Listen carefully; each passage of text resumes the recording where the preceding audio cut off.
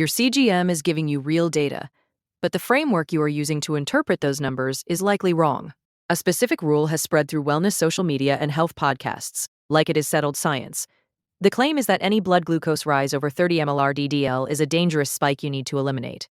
If you eat a sweet potato and watch your levels climb to 125, the logic says you are doing metabolic damage. We're going to run that claim against the peer-reviewed literature to see if it actually holds up. This is the clinical ledger. We go to the data, not the protocol. The 30 mg/dL rule traces back to a real metric in glucose research called MAGE, which stands for the mean amplitude of glycemic excursions.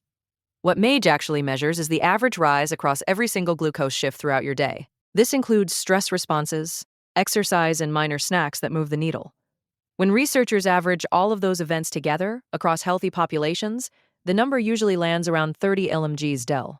That is not a ceiling you should never cross, but rather an average that includes many events that are not even full meals. Somewhere along the way, the fact that healthy people average a 30 mg/del a rise got twisted into a rule that says you should never rise more than 30 mg/del after eating. Those are two completely different ideas, and mixing them up is what drives a lot of unnecessary food anxiety for people using these devices. The meal data tells a much different story than the social media influencers do. One research group studied 24 young and lean adults who were confirmed to be metabolically normal through official glucose tolerance testing before the study began. These were not borderline cases, and they represented some of the most glucose-competent people you could find in a study population. When these healthy adults ate regular breakfasts, lunches, and dinners, their average post-meal glucose rise was actually between 39 and 50 lmg above their starting point. Some individuals even went 60 mg status del or more above their pre-meal level, while staying perfectly healthy. If you start at 82 mg status del and peak at 130 after lunch, you are not having a metabolic crisis. That is just the expected physiology for a healthy adult eating a normal meal. There is also no evidence on the other side of this argument, because no clinical trial has shown that keeping rises under 30 mg/del produces better health outcomes. The claim has no real backing, and it is essentially a misread number that got packaged as a health target. The result is that people are now avoiding bananas, legumes, and oats, which are foods with strong evidence for heart health, all because a CGM showed a number that was actually normal. Stay data-driven, and we will see you in the next report. If 30 mg/dL isn't the threshold for concern, we have to look at where the biology actually starts to shift. The number that shows up consistently in the clinical data is 180 lmr/dL, and the reason for this specific cutoff is grounded in how your kidneys function. When blood glucose exceeds roughly 180 ml/dL, the kidneys reach their limit and start leaking glucose into the urine. This process pulls a compound called 1,5-anhydroglucotol, or 1,5-AG, out of your system, along with the sugar. Because 1,5-AG levels drop during these spikes, researchers use it as a marker for risk. Lower levels of this compound are linked to higher rates of heart disease, kidney issues, and even cancer mortality. This isn't just a theory, because the data shows these risks exist even in people who don't have a diabetes diagnosis. We also have to look at what a healthy CGM profile looks like in the real world. When researchers put monitors on people with confirmed normal glucose tolerance, they found these individuals spent 93 to 99% of their time between 70 and 140 mg/del. While they occasionally saw brief jumps into the 140 to 180 range, those moments rarely added up to more than an hour per day.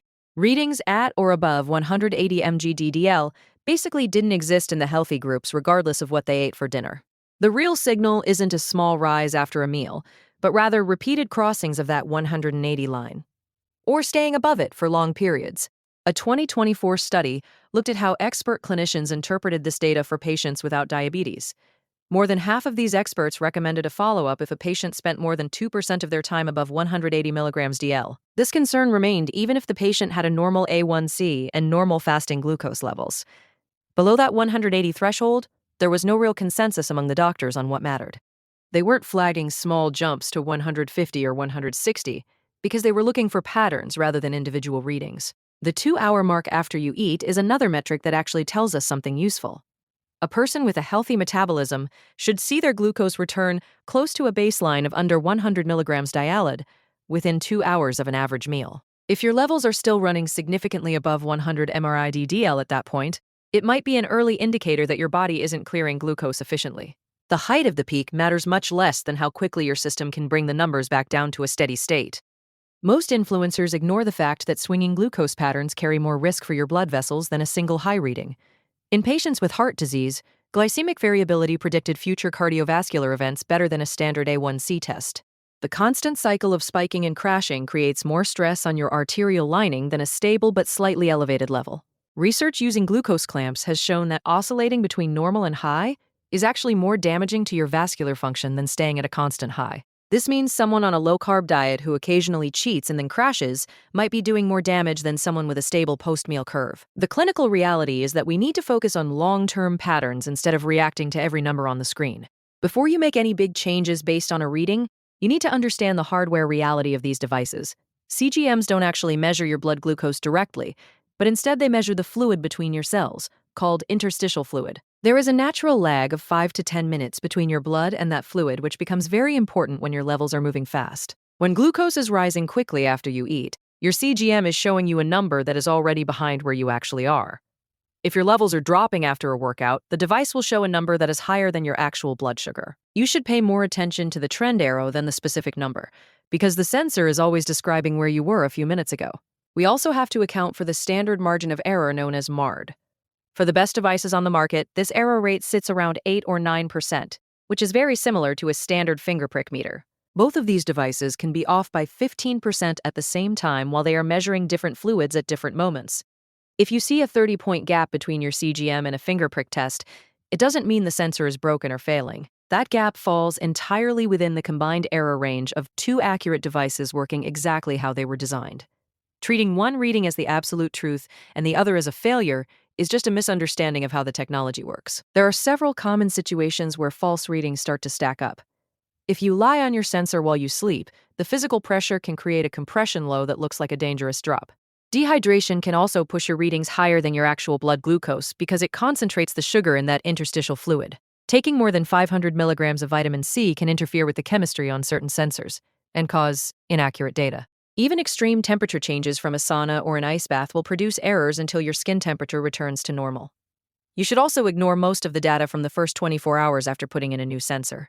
The trauma of the needle going into your skin reduces accuracy enough that those early spikes are often just sensor artifacts. The way individuals respond to food adds another layer of complexity to the data.